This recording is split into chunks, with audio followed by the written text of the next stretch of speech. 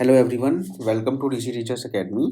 तो जैसा कि आपको पता है कि पिछले वीडियो में हमने एयर मास के बारे में डिस्कस किया था और एयर मास के बाद हमारा जो वीडियो होना था वो फ्रंट्स का होना था। लेकिन फ्रंट को समझने से पहले हमें एक छोटा सा कंसेप्ट समझना है जो कि है क्लाउड फॉर्मेशन। क्लाउड फॉर्मेशन से क्वेश्चंस भी बनते हैं और फ्रंट्स को समझने से पहले क्लाउड के बारे में जानकारी होना हमें ज़रूरी है। चलिए स्टार्ट करते हैं। देखिए, क्लाउड के बारे में आप सभी ने जनरली पढ़ा होगा कि क्लाउड जो है नीचे से गर्म हवा ऊपर जाती है, ऊपर जाने के बाद में जब वो ठंडी हो जाती है, ठंडी होने के बाद में जो उसका वेपर होता है वो कंडेंस हो जाता है। कंडेंस होने के बाद में वो जब कंडेंसेशन बहुत ज़्यादा हो जाता है और जो पानी की मात्रा होती है ऊपर बहुत ज़्यादा हो जाती है कि वो बूंद के रूप में ऊपर फ्लोट नहीं कर पाता, तो फाइनली वो प्रेसिपिटेट हो जाता है, यानी बारिश के रूप में ज़मीन पे आकर के गिर जाता है। तो ये सब चीज़ें हमने बेसिकली पढ़ी होंगी अपने जो स्कूलिंग में जो हम पढ़ते हैं वो हम यही पढ़ते हैं। लेकिन यहाँ पे हम थोड़ा-सा कंसेप्चुअल अंडरस्टैंडिंग समझेंगे कि क्लाउड्स बनते कैसे हैं। तो देखिए, सबसे पहले हमने एयर मास को तो समझ ही लिया। एयर मास एक बहुत बड़ा टर्म है और एयर मास का अगर आपको समझना है तो पिछला वीडियो आप ज़रूर देख लें, ठीक है? अब यहाँ पे देखिए, सबसे पहले हम बात कर लें कि पार्सल का मतलब क्या है? देखिए, पार्सल क्या है? एक छोटा फॉर्म है किसका? एयर मास का, ठीक है? एयर मास एक बहुत बड़े एरिया पे होता है और पार्सल क्या है? एक छोटा-सा एयर का पार्सल की बात कर रहे हैं यहाँ पे। Small body of air parcel, ठीक है? अब देखिए, यहाँ पे हमने जो है एयर पार्सल की बात क्यों कर रहे हैं? बिकॉज़ एयर पार्सल से हमें पता चलेगी कि एयर हमारी स्टेबल है या अनस्टेबल है। अगर देखिए, हमारा जो एयर पार्सल है वो स्टेशनरी है। एयर पार्सल कैसा है? स्टेशनरी है। तो हम ये कह देंगे कि जो हमारा जो एयर पार्सल है वो हमारा स्टेबल है। अगर हमारी एयर असेंड हो रही है या फिर डिसेंड हो रही है, यानी ऊपर नीचे से ऊपर जा रही है या ऊपर से नीचे आ रही है, तो हम उस ऐसे पार्सल को हम क्या कहेंगे? अनस्टेबल कहेंगे, ठीक है?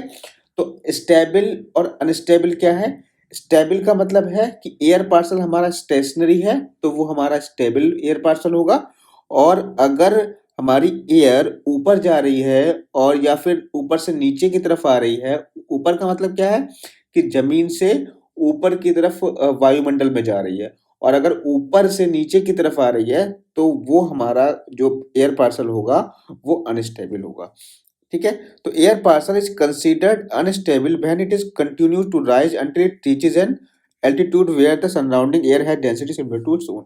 अब देखिए, यहाँ पे मान के चलिए ये हमारी अर्थ है, यहाँ पे ये हमारी अर्थ है और ये हमारा वायुमंडल है। तो यहाँ से एयर गर्म होकर के कब तक ऊपर उठेगी? तब तक ऊपर उठेगी जब तक कि इसका जो प्रेशर है, ठीक है? इसका प्रेशर कह लो या इसका टेम्परेचर कह लो कि ऊपर वाली जो एयर है उसके बराबर ना हो जाए, तब तक ये ऊपर उठती रहेगी। और ऐसी एयर को हम क्या कहेंगे? अनस्टेबल एयर कहेंगे, बिकॉज़ ये ऊपर की तरफ उठ रही है या ऊपर से नीचे की तरफ भी आएगी, तब भी हम उसको अनस्टेबल एयर कह देंगे। ठीक है? ये सारी चीज़ें ना इसमें यूज़ होने वाली हैं क्लाउड के फॉर्मेशन में, इसीलिए मैं आपको पहले बेसिक टर्म्स क्लियर करा रहा हूँ, ठीक है? अब देखिए, as a air parcel ascends its pressure decreases with height. जैसे ही जैसे हमारा जो एयर पार्सल होता है असेंड, असेंड का मतलब है नीचे से ऊपर की तरफ उठना, ठीक है? उसको हम कहते हैं ascend. Air parcel ascend it pressure decreases with height. तो आपको पता है कि जैसे ऊपर की तरफ जाएगा, तो ऊपर की तरफ जाने पर होगा क्या? प्रेशर कम होगा। हाइट ऊपर की तरफ क्यों प्रेशर कम होगा? बिकॉज़ ऊपर जो एयर की मात्रा होती है बहुत कम होती है। नीचे जैसे ऊपर से नीचे की तरफ आएँगे तो एयर की मात्रा बहुत ज़्यादा होती जाएगी। एयर की मात्रा जब ज़्यादा होगी तो नीचे की तरफ आने पर प्रेशर बढ़ेगा और ऊपर की तरफ जाने पर एयर की मात्रा कम होती है, तो एयर ऊपर कम दाब लगाएगी तो वहाँ पर प्रेशर कम होगा। अब होगा क्या? ऊपर जाने में जब प्रेशर कम होगा तो due to the decrease in pressure there is a drop in temperature. तो जब प्रेशर कम होगा तो वहां पे जो है प्रेशर के कम होने के कारण वहां पे क्या हो जाएगा? टेम्परेचर भी वहां पर क्या हो जाएगा? कम हो जाएगा, ठीक है? As there is no external heat exchange the process is called adiabatic process. क्योंकि यहाँ पे कोई भी एक्सटर्नल हीट ना ही हमने दी है और ना ही उस सिस्टम से ली है, इसीलिए इसको हम एडियाबेटिक प्रोसेस कहते हैं। एडियाबेटिक प्रोसेस क्या होता है? एडियाबेटिक प्रोसेस वो प्रोसेस होता है जिसमें हम ना तो कोई अपनी तरफ से हीट देते हैं और ना ही उससे कोई भी एक्सटर्नल हीट लेते हैं, ठीक है? जैसे यहाँ पे अब देखो, यहाँ पे नीचे से ऊपर की तरफ एयर जा रही है, ठीक है? तो एयर यहाँ पे क्या कर रही है? एयर यहाँ पे एक्सपैंड कर रही है, फैल रही है। तो अब फैलने के कारण क्या होगा? प्रेशर कम होगा, और जब फैलेगी, जब प्रेशर कम होगा तो उसका टेम्परेचर भी कम होगा। ठीक है? जैसे मान के चलो, मैं आपको एक यहाँ पे एग्जांपल लेके समझा देता हूँ। जैसे यहाँ पे देख लीजिए, यहाँ मान के चलो कि जैसे मान के चलो ये आपका एक कंटेनर है। ठीक है? ये आपका कंटेनर है। ठीक, अब इस कंटेनर में कोई भी एयर भरी हुई है। मैं थोड़ा छोटा ले लेता हूँ उसको। ये आपका कोई कंटेनर है, ठीक है? अब इसमें कोई भी एयर भरी हुई है, इसका कुछ प्रेशर है और कुछ अपना टेम्परेचर होगा। अगर इस एयर को मैं एक्सपैंड कर दूँ, यानी एक बड़ा कंटेनर में इस हवा को डाल दूँ, तो होंगे क्या? इसके जो पार्टिकल पास-पास में थे, और जब पास-पास में थे तो प्रेशर ज़्यादा था। अब यहाँ पे जो इसका पार्टिकल होंगे वो क्या हो जाएँगे? दूर-दूर हो जाएँगे, और जब इसके पार्टिकल दूर-दूर हो जाएँगे, तो ये आपस में कम टकराएँगे। आपस में जब कम टकराएँगे, तो इनकी जो गतिज ऊर्जा होगी वो यहाँ पर कम होगी, और गतिज ऊर्जा कम होगी तो इनका टेम्परेचर भी कम होगा। कहने का मतलब ये है, ठीक है? तो यहाँ पे प्रेशर कम होने की वजह से टेम्परेचर भी कम हो जाता। तो यहाँ पे हमने क्या किया? यहाँ पे क्या हमने कोई इसको एक्सटर्नल हीट दी? नहीं, कोई भी एक्सटर्नल हीट नहीं दी, बस एयर को एक्सपेंड होने यानी इसका वॉल्यूम बढ़ा दिया, और जब वॉल्यूम बढ़ा दिया तो यहाँ पे क्या होगा? प्रेशर कम हो जाएगा, या प्रेशर कम हो जाएगा तो टेम्परेचर भी कम हो जाएगा। तो यहाँ पे ना तो हमने कोई हीट अलग से दी, और ना ही कोई हीट अलग से ली, ठीक है? फिर भी इसका टेम्परेचर क्या हो गया? कम हो गया। और ऐसे ही प्रोसेस को हम कहते हैं एडियाबैटिक प्रोसेस, ठीक है? इसी प्रोसेस को क्या कहते हैं? एडियाबैटिक प्रोसेस कहते हैं। एडियाबैटिक प्रोसेस में कोई भी हीट एक्सचेंज नहीं होती सिस्टम से सराउंडिंग की तरफ, ना ही सराउंडिंग से सिस्टम के लिए, ठीक है? ये चीज आपको ध्यान रखना है। और यहाँ पे क्या हो रहा है? टेम्परेचर रिड्यूस हो रहा है। टेम्परेचर क्या हुआ? रिड्यूस हुआ, और टेम्परेचर रिड्यूस होने को ही यहाँ पे आप क्या कहेंगे? इस प्रोसेस को एडियाबैटिक कूलिंग कहेंगे।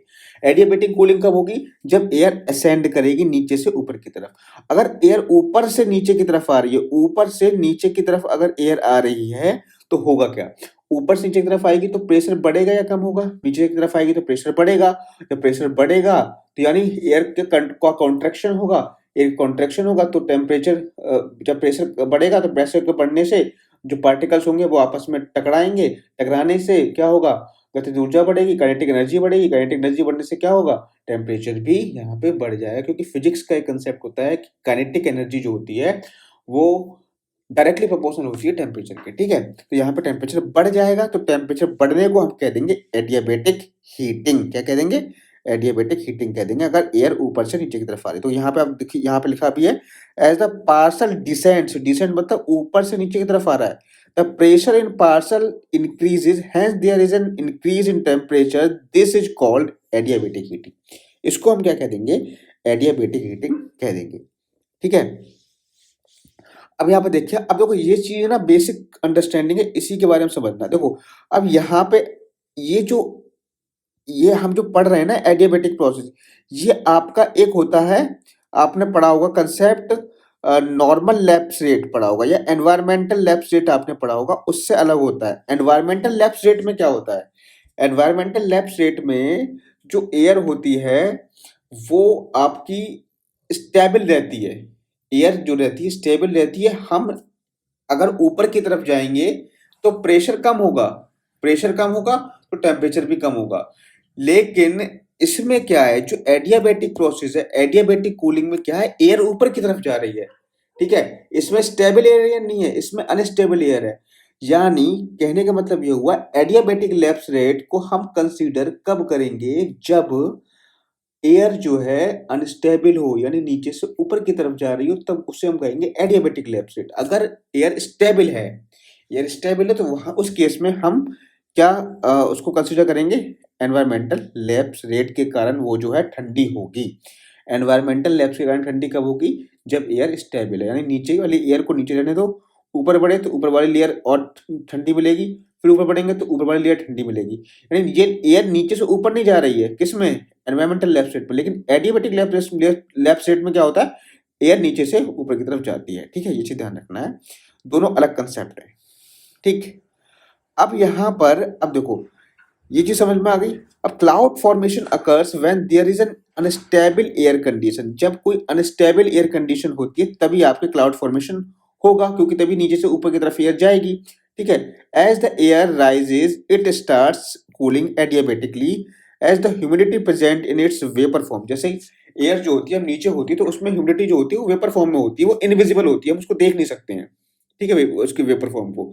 अब इसीलिए इसको हम कहते हैं it is called dry adiabatic rate. इसे हम क्या कहेंगे, ड्राई एडियाबेटिक लैप्स रेट कहेंगे, क्योंकि नीचे जो एयर होगी उसमें ह्यूमिडिटी प्रेजेंट होगी, और ह्यूमिडिटी प्रेजेंट होगी तो उसको हम ड्राई कहेंगे, क्योंकि वो दिखेगी नहीं हमें, अभी तो वो वेपर फॉर्म में है ना, ड्राई फॉर्म में है, ठीक है।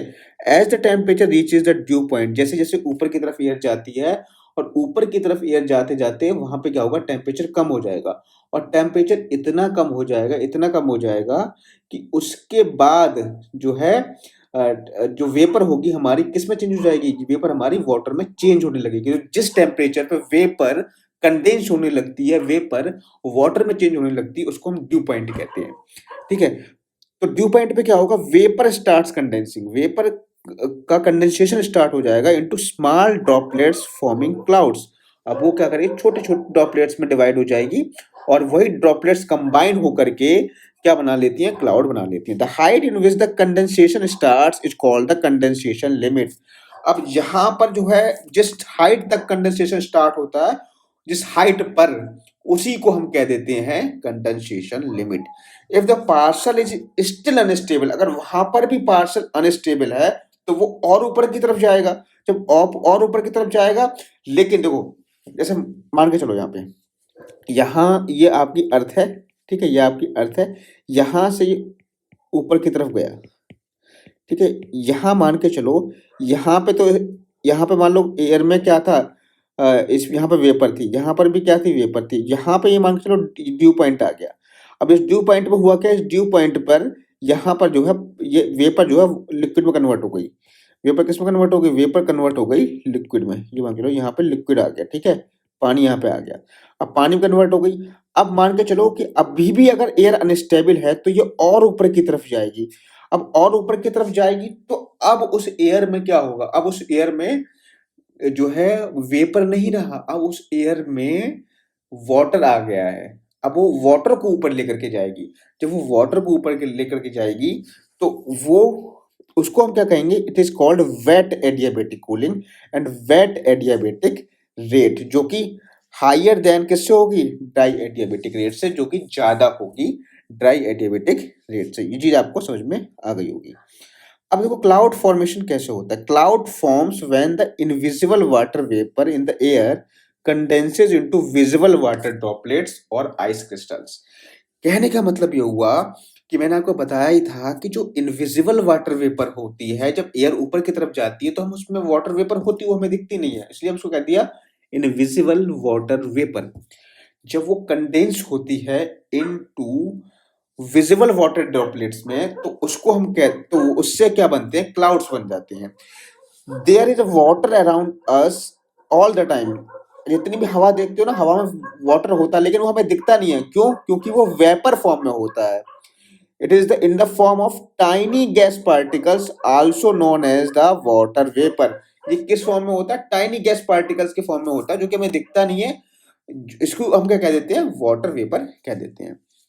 There are also tiny particles floating around in the air such as salt and dust. These are called aerosols. अब देखो जो भी टाइनी पार्टिकल्स होते हैं अराउंड जो एयर में, जैसे जैसे साल्ट है, डस्ट के पार्टिकल्स है, उनको हम एरोसोल्स कहते हैं, ठीक है। The water vapour and the aerosols are constantly bumping into each other. अब देखो होता क्या, वाटर वेपर और जो एरोसोल्स के जो पार्टिकल्स होते हैं वो एक दूसरे से टकराते रहते हैं, ठीक है। और when the air is cooled, जब एयर ठंडी होती है, some of the water vapour sticks to the aerosol. देखो जब तक वेपर फॉर्म में है तब तक तो भाई स्टिक नहीं होंगे। अब जैसे ही एयर ठंडी होगी, तो एयर जब ठंडी होगी तो वो वाटर के फॉर्म में बदलेगी, जब वाटर के फॉर्म में बदलेगी तो जो ड्राई पार्टिकल्स होंगे वो स्टिक हो जाएंगे एक दूसरे के अंदर, यानी एयरसोल से जाके स्टिक हो जाएंगे, और उनका जो कंडेंसेशन होता है वो एरोसोल्स के पार्टिकल के ऊपर होना स्टार्ट हो जाता है। उसी एरोसोल का जो पार्टिकल होता है उसी को हम कह देते हैं हाइग्रोस्कोपिक न्यूक्लियाई।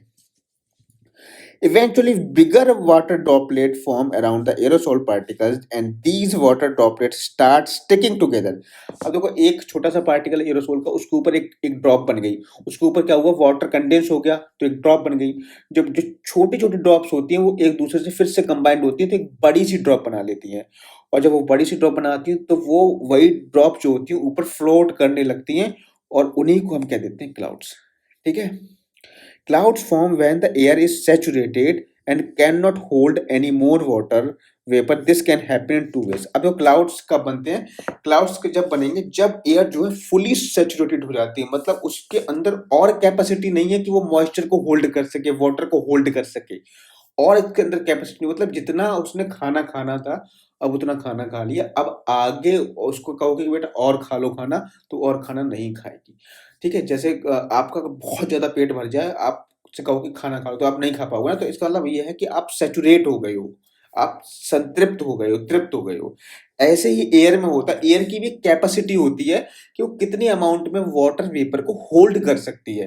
ठीक है? जितने अमाउंट में वाटर वेपर को होल्ड कर सकती है, उसी को हम कहते हैं सैचुरेटेड एयर। जब एयर फुली सैचुरेटेड हो जाती है, can not hold any more water vapour, this can happen in two veg.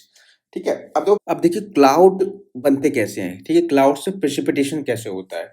तो क्लाउड तो हमारे बन गए, क्लाउड जब बन जाते हैं, अभी तक हमने प्रोसेस ये पढ़ लिया कि क्लाउड्स हमारे बन चुके हैं और क्लाउड्स बन चुके हैं। क्लाउड्स का बनने का मतलब ये है कि जो हमारे एरोसोल्स को ऊपर जो पार्टिकल्स थे, उस पर जो वाटर वेपर आकर के उस पर चिपक गई और चिपकने के बाद में एक बूंद बन गई। ये कई सारी छोटी छोटी बूंदें बन जाती हैं और कई छोटी-छोटी बूंदें मिलकर भी एक बड़ी-सी बूंद बना लेती हैं, और ये सारा जो प्रोसेस होता है ये हमारा अपर एटमॉस्फेयर में हो रहा है, जहाँ पर टेम्परेचर कम है, और वहाँ पर ये सारी जो ड्रॉपलेट्स होती हैं ये फ्लोट करती रहती हैं, उन्हीं को हम क्लाउड्स कह देते हैं। क्लाउड्स तो बन गए भाई, अब उनका प्रेसिपिटेशन कैसे होगा? प्रेसिपिटेशन तब होगा जब उनकी जो कैपेसिटी होगी वाटर को होल्ड करने की, ड्रॉपलेट्स की, यानी हाइग्रोस्कोपिक न्यूक्लियाई की या एरोसोल्स की जो कैपेसिटी होगी वाटर को होल्ड करने की, वो ज़्यादा हो जाए। अब वो वाटर को होल्ड नहीं कर पा रहा है, जब वाटर को होल्ड नहीं कर पा रहा है तो वो क्या करेगा? प्रेसिपिटेशन करेगा, रेन की फॉर्म में वाटर जाकर के नीचे आ जाएगा। तो देखते हैं कि कितने तरीके से हम ये कर सकते हैं कि वाटर की होल्डिंग कैपेसिटी को हम जो है मतलब वाटर को इतना ज़्यादा कर दें कि वो होल्ड नहीं कर पाए। ठीक है? तो इसके 2 तरीके होते हैं, ये 2 तरीकों से हम कर सकते हैं। पहला तरीका है the amount of water in the air has increase, या तो हम वाटर का जो अमाउंट है वाटर का एयर में हम बढ़ा दें। ठीक है? कैसे बढ़ा सकते हैं? इवोपरेशन के थ्रू बढ़ा सकते हैं। अब जब बढ़ाएँगे तो एक पॉइंट ऐसा आ जाएगा कि एयर वाटर को इससे ज़्यादा होल्ड नहीं कर पाएगी, तो प्रेसिपिटेशन हो जाएगा। दूसरा पॉइंट तरीका क्या है कि the air is cooled to its dew point, या एयर को हम इतना ठंडा कर दें कि ड्यू पॉइंट तक आ जाए। ड्यू पॉइंट तक आ जाएगी तो एयर वहाँ पे क्या हो जाएगी? ठंडी हो जाएगी, तो कंडेंसेशन हो जाएगा, और कंडेंसेशन जब हो जाएगा तो पॉसिबिलिटी रहेगी कि वहाँ पर हमारा क्या हो जाए? प्रेसिपिटेशन हो जाए। ठीक है? The warmer the air the more vapour it can hold, जितनी ज़्यादा एयर होगी उसमें उतनी ज़्यादा वेपर होल्ड करने की कैपेसिटी होगी, उसको हम होल्डिंग कैपेसिटी कहते हैं, या हम उसको ह्यूमिडिटी कैपेसिटी भी कह देते हैं। ठीक है? इसके अलावा clouds are usually produced through condensation. As the air rises it will cool and reducing the temperature of the air decreases its ability to hold water vapour so that condensation occur. ये सब हम कहानी आपको ऊपर बता चुके हैं। The height at which the dew point is reached and the cloud form is called the condensation level, ये भी मैं आपको ऊपर बता चुका हूँ। अब देखो what causes clouds to form, clouds के बनने के कारण क्या क्या होते हैं? देखो 5 कारण मेनली होते हैं क्लाउड्स के बनने के। पहला है सरफेस हीटिंग, दूसरा है ओरोग्राफिक बैरियर, तीसरा है फ्रंट्स, चौथा है कन्वर्जेंस एंड पांचवा है टर्बुलेंस। अब यहाँ पे देखो सरफेस हीटिंग क्या है, सरफेस हीटिंग से कैसे क्लाउड बनेंगे? सरफेस जैसे मान के चलो ये हमारी अर्थ की सरफेस है, अब यहाँ पे हमारा ये सन है। ठीक है? ये मान के चलो ये हमारा सन है। अब सन से जो हमारी रेज आएंगी और यहाँ पर मान के चलो बहुत ज़्यादा हीटिंग हो रही है, बहुत ज़्यादा जब हीटिंग होगी तो यहाँ की जो एयर होगी वो गर्म होकर के ऊपर उठेगी। अब गर्म होकर ऊपर ऊपर उठेगी तो मतलब यहाँ पे क्या हो जाएगी? एडियाबेटिक कूलिंग होगी। एडियाबेटिक कूलिंग में आपको ऊपर बता चुका हूँ क्या होती है। एडियाबेटिक कूलिंग होगी तो वहाँ पे जब एडियाबेटिक कूलिंग होगी तो वहीं पे बादल बनेंगे, बादल बनेंगे तो वहाँ पे क्या होगी? बारिश होगी। सिंपल सी बात है। तो यही चीज़ हमने यहाँ पे आपको समझा दी है। अगला है टोपोग्राफी और ओरोग्राफिक फोर्सिंग। अब देखो ओरोग्राफी का मतलब क्या होता है? ओरोग्राफी का मतलब मान के चलो कि जैसे मान लो कोई भी एयर यहाँ पे ऐसे जा रही है और फिर उसके रास्ते में बैरियर आ जाए। अब जब बैरियर आ जाएगा, मान लो जैसे माउंटेन आ गया, तो माउंटेन अब यहाँ पे एयर इस तरीके से फ्लो हो रही थी, अब क्या होगी? एयर इससे टकरा करके ऊपर उठेगी। जब ये ऊपर उठेगी तो ऊपर जाने पे क्या होगा? टेम्परेचर कम होगा।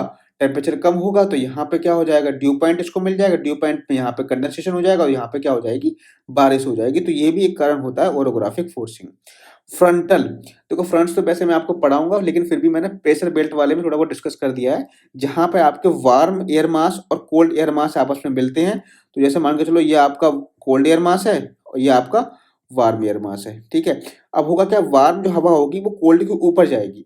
जब वार्म गर्म हवा ऊपर जाएगी, ठीक है, मतलब कोल्ड एयर मास के ऊपर की तरफ उठेगी, तो ऊपर की तरफ उठी तो समझ लो कि वहीं पे क्या हो जाएगा कि वहां पे एडियाबेटिक कूलिंग होगी, एडियाबेटिक कूलिंग होगी तो कंडेंसेशन हो जाएगा, कंडेंसेशन हो जाएगा तो यहाँ पे बारिश हो जाएगी। तो फ्रंट्स कहीं ना कहीं भी रिस्पॉन्सिबल होते हैं, कहीं ना कहीं नहीं, मतलब यही जो है मैक्सिमम जो है आपके फ्रंट्स के कारण ही यहाँ पे बारिश हो जाती है।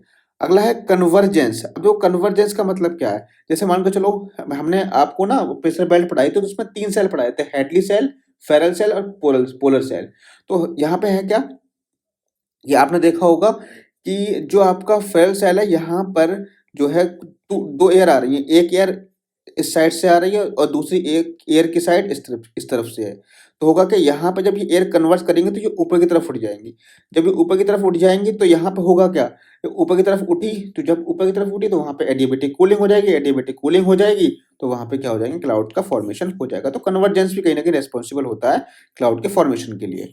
अगला है टर्बुलेंस। तो sudden change in wind speed with height creating turbulence eddies in the air. तो होगा क्या, कभी कभी क्या होता है कि टर्बुलेंस के कारण क्या होता है, विंड की स्पीड में चेंज हो जाता है, और जब विंड की स्पीड में चेंज हो जाता है तो वहां पर टर्बुलेंस क्रिएट हो जाता है, और उस टर्बुलेंस के कारण भी क्या होता है, टेम्परेचर जो है गिर जाता है, टेम्परेचर गिर जाता है एयर का, तो उससे भी क्या होता है, क्लाउड का फॉर्मेशन हो जाता है। ठीक है, ये चीज आपको ध्यान रखनी है। अब यहाँ पे देखो टाइप्स ऑफ क्लाउड्स के बारे में पढ़ेंगे, जो कि आपके एग्जाम के लिए बहुत ज्यादा इंपॉर्टेंट है, और ये आपके एग्जाम में कई बार इससे प्रश्न पूछा जाता है। तो देखो बेसिकली 4 टाइप्स के क्लाउड्स होते हैं, सीरस, क्यूमुलस, स्ट्रेटस और निम्बस। ध्यान रखना है, सीरस, ठीक है, फिर है cumulus, stratus, nimbus. Cirrus, cumulus, stratus, nimbus, ये 4 टाइप के क्लाउड आप याद कर लो, ठीक है, बेसिक क्लाउड्स हैं। अब यहाँ पर आप देख सकते हो यहाँ मतलब क्या है इनका। देखो यहाँ पे जो सीरस का मतलब होता है, सबसे पहले सीरस का मतलब समझेंगे। पहला हमारा सीरस था, सीरस का मतलब होता है हाई अप और विस्पी, जो सबसे ऊपर होता है और जो है जो विस्पी की फॉर्म में होता है। जैसे ये हमारा सीरस टाइप क्लाउड है, ठीक है। ये एक तो हाई एल्टीट्यूड पर पाया जाता है सीरस क्लाउड, ठीक है, और यहाँ पर ये है फेदरी लाइक स्ट्रक्चर होता है इसका, यहाँ पे देख सकते हो, देखो फेदर लाइक स्ट्रक्चर है इसका, दिख रहा होगा आपको, ठीक है। तो ये हाई क्लाउड्स होते हैं और इनका फेदर लाइक स्ट्रक्चर होता है। दूसरा मैंने बताया था क्यूमुलस क्लाउड्स। क्यूमुलस क्लाउड्स का मतलब होता है ये हीप्ड टाइप के होते हैं, हीप्ड मतलब इस तरीके से, लाइक कॉलीफ्लावर की तरह। अब तो यहाँ पे देख सकते हो क्यूमुलस, तो यहाँ पे ये क्यूमुलस है, ठीक है, यहाँ पे क्यूमुलोनिम्बस दिखा रहा है, लेकिन आप यहाँ पे क्यूमुलस समझ सकते हो, ये इस तरीके से हीप्ड होता है, ठीक है। जैसे कॉलीफ्लावर होती है ना, आपको दिख रहा होगा, ये इस तरीके से जो क्लाउड्स होता है उसको हम क्यूमुलस क्लाउड्स कहते हैं।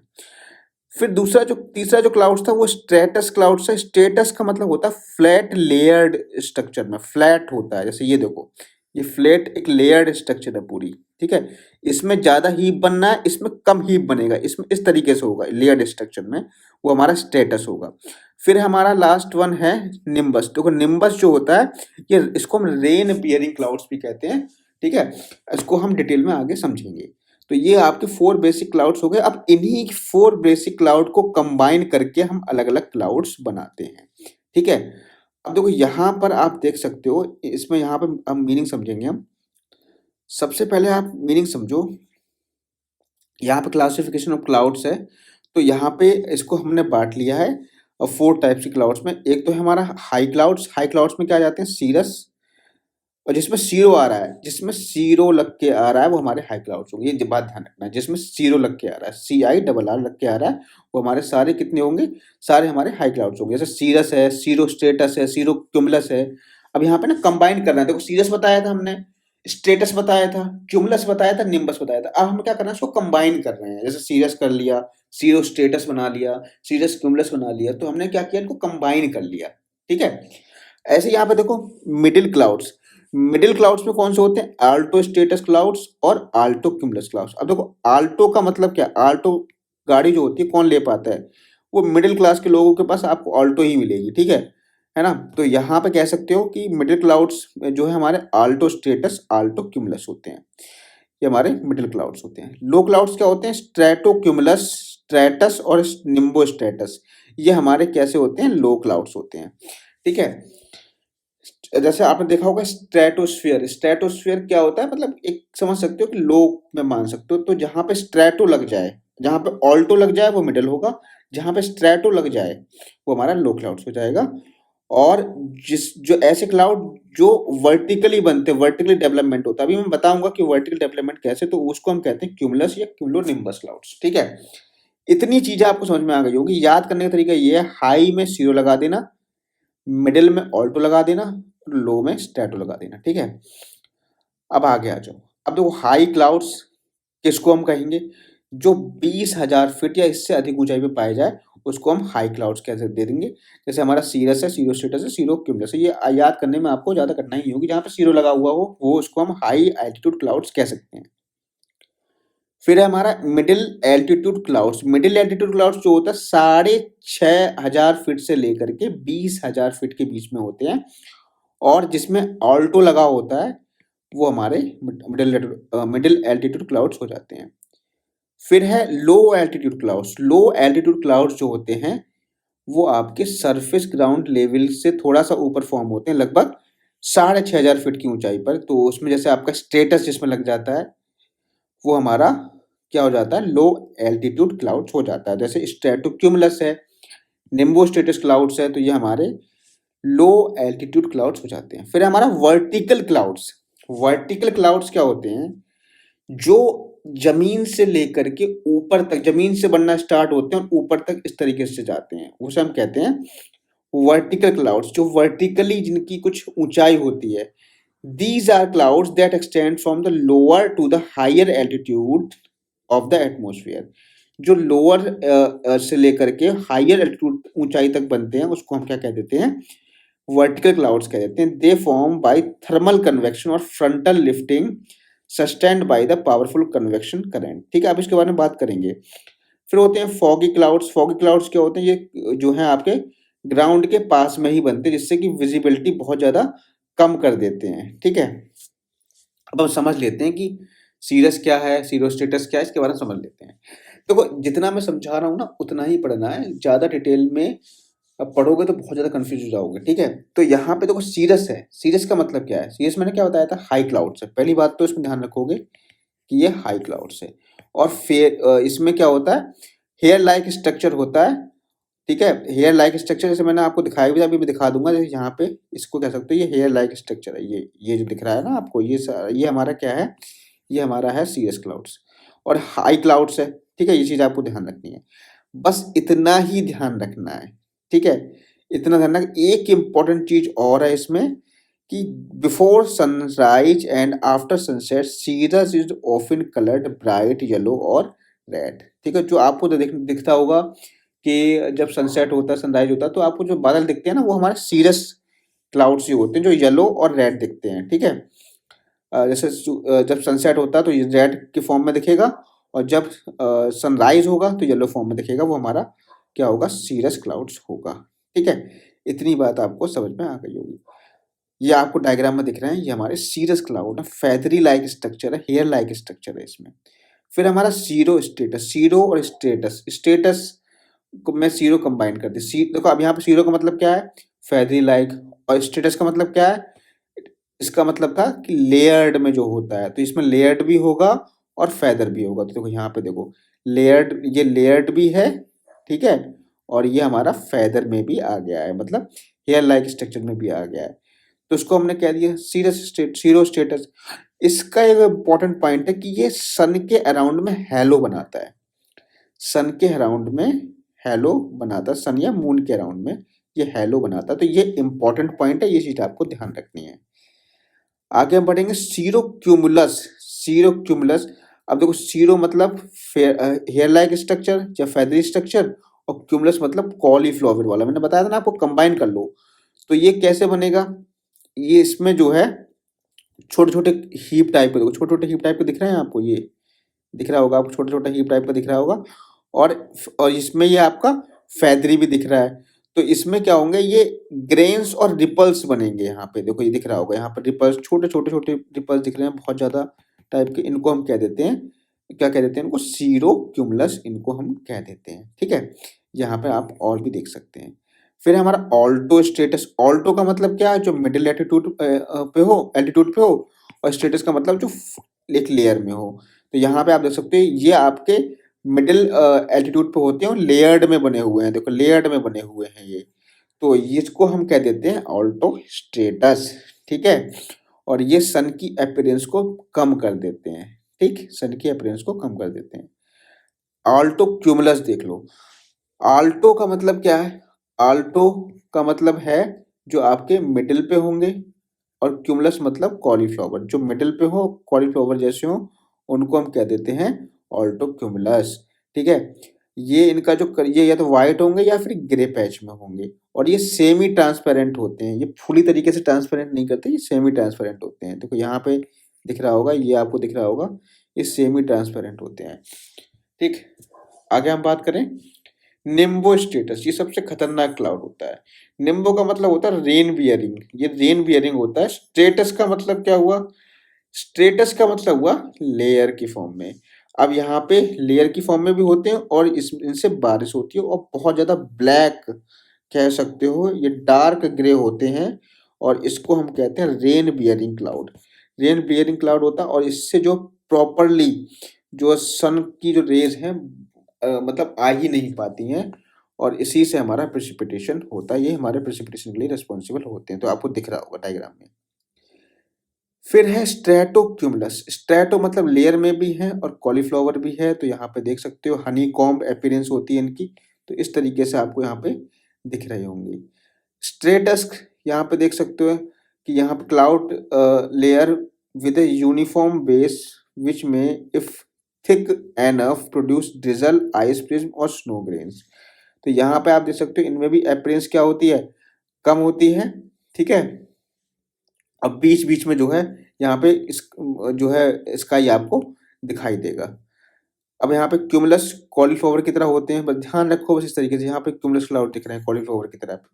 फिर है क्यूमुलो निम्बस। देखो यहाँ पर निम्बस लग गया, मतलब रेन बियरिंग होंगे। तो क्यूमुलो निम्बस देख सकते हो, cumulonimbus clouds are also produce hail and tornadoes भी ये प्रोड्यूस करते हैं। यहाँ पे हैवी, और यहाँ पे हैवी रेन होती है, ध्यान रखना है, ठीक है। तो यहाँ पे आपको दिख रहा होगा इस तरीके से। देखो ये दिख रहा है ना, इसको हम वर्टिकल क्लाउड्स भी कह देते हैं, ठीक है। क्यूमुलोनिम्बस है, वर्टिकल क्लाउड्स भी है।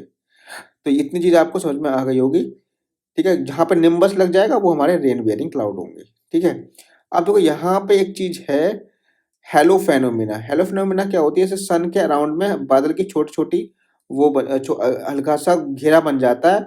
और ये कौन से बादल बनाते हैं, ये आपके सीरो स्टेटस जो टाइप के बादल होते हैं वो बनाते हैं, ठीक है। हेलो फेनोमिना फेनोमिना जो होती है। अब देखो यहाँ पे हम बात करेंगे क्लाउड सीडिंग क्या होती है। क्लाउड सीडिंग मतलब, क्लाउड का मतलब होता है बादल, सीडिंग मतलब बो देना, बादलों के बीच। मतलब अगर हम आर्टिफिशियल क्लाउड्स बना रहे हैं तो उसमें हम यूज करते हैं क्लाउड सीडिंग। क्लाउड सीडिंग क्या होती है, artificial way to include moisture in the clouds. और किसका यूज होता है इसमें, रेनफॉल के लिए। हमें जब हमें जैसे मान के चलो हमें आर्टिफिशियली रेनफॉल करानी है, तो उसमें हम क्या करेंगे, उसमें मॉइस्चर को इंट्रोड्यूस कर देंगे एयर में अपनी तरफ से।